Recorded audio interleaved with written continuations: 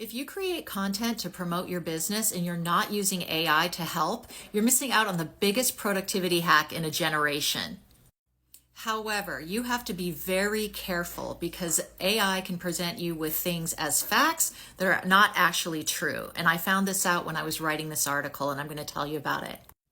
How I like to work is I come up with an idea for my article and then I just type a bunch of stream of consciousness stuff into the AI tool, and then I ask it to come up with a first draft. So the tool did a first draft of my article about why it's a great time to start a company in the middle of a recession.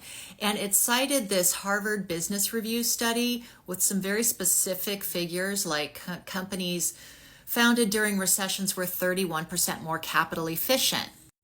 And that sounds great, right? Because it supports what I'm trying to assert, that it's a good time to start a new business in the middle of a recession. But I asked it to give me a source for these figures, and it said, "Oh, after careful review, never mind, I can't verify this claim at all."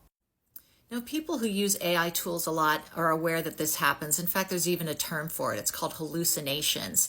But I prefer to think of it in terms of being an overconfident tech bro. They state things with extreme confidence, and when you ask for proof and statistics, they say, "Oh, never mind, I have no proof at all."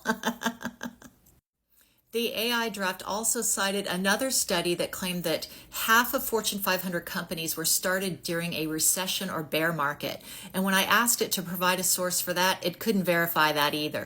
So after making up stuff twice and not being able to verify it, I kind of scolded the AI and I said, "Please, in the future, do not give me research that does not have a verifiable source." And the AI apologized to me. And then I said, "Duh," and then the AI apologized to me again for its carelessness. So in conclusion, if you have to churn out a lot of content and it has to be high quality, I would definitely recommend using AI, but check any facts and figures that it gives you. And speaking of crazy news and hallucinations, it appears that we may not get a deal for TikTok due to our trade war with China. So get on over to Substack and subscribe to my new newsletter before this app goes away and I disappear forever. And by the way, it's free.